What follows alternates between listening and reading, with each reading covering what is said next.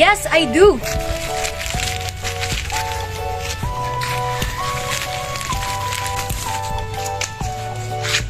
You get it! Okay, fine.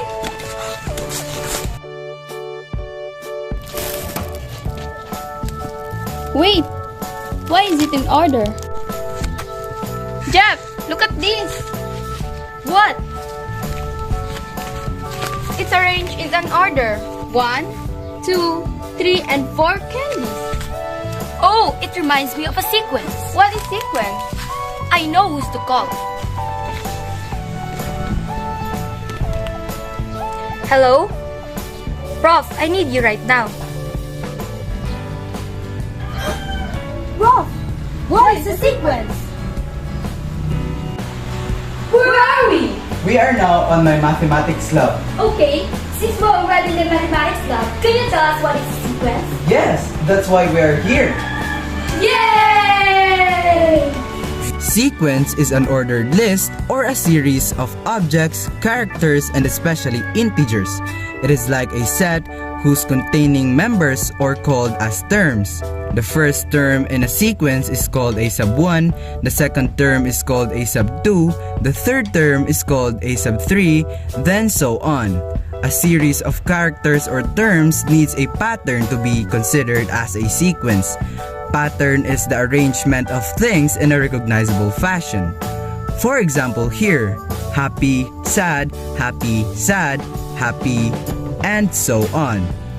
This is an example of a sequence since it is a series or a set of characters or terms that has a pattern. The pattern in this example is how the smiley and the sad faces interchanges. Since you already had a given sequence, you may be wondering what that 3 dots in the end of a sequence means. This thing is called ellipsis. Ellipsis is an indicator whether a sequence is a finite or an infinite one. When there is an ellipsis at the end of a sequence, that means it is infinite. It will go on and on and on and on. When there is none, it means that the given sequence is a finite one. It will stop on the given terms, no more, no less. Now, let's use integers as an example of a sequence. 3, 6, 9, 12, 15, and so on.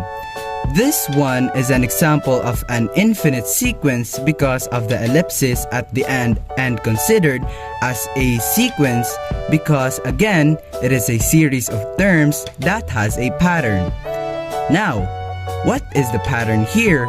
Since the given terms are now integers, the pattern now will be known by subtracting a term by its preceding term. Then the difference will be our pattern. Like here, 6 minus 3 is equals to 3. We could try it with more terms to be sure. 9 minus 6 is equals to 3. 12 minus 9 is equals to 3.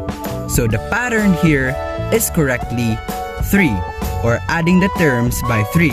Or you could just manually count the difference of the terms, if you could. Now, when the given sequence cannot be satisfied by subtraction to find the pattern might be in multiplication. Try to divide it instead so that we could see the pattern. For example here, 3, 6, 12, 24, 48, and so on. Here, we could try to 6 divided by 3 is equals to 2. 12 divided by 3 is equals to 2. 24 divided by 12 is equals to 2. So our pattern here is times 2 or multiplying the terms by 2. So, is 1, 5, 3, 2, 4 a sequence? Oops, you may misunderstood it. Yes, it is a series of terms. But as I said earlier, for a series of terms to be called as a sequence needs to have a pattern. So for an instant, a sequence needs a pattern. So, let's try to use that lineup of candy you saw earlier as an example instead. Here, we see that there are 1, 2, 3, and 4 candies. This one is an example of a finite sequence because of the non-existence of the ellipsis, and also considered as a sequence since this sequence had a pattern. The pattern here is obviously 1. We could see that 1 added by 1 is 2, or just simply 2 minus 1 is equals to 1, 3 minus 2 is equals to 1, 4 minus 3 is equals to 1. So, it's that easy. Oh, wow! Now, we get it! Now, it's your turn to answer this quiz.